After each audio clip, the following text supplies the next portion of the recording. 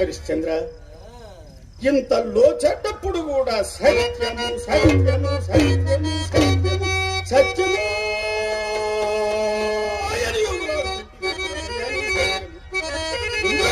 సత్యము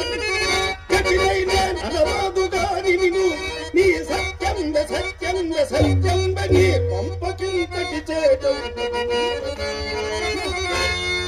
అయ్యా, ఎప్పటికి నైనల్ మించిపోలేదు, ఇచ్చుటకే నాకు నంబు మీకు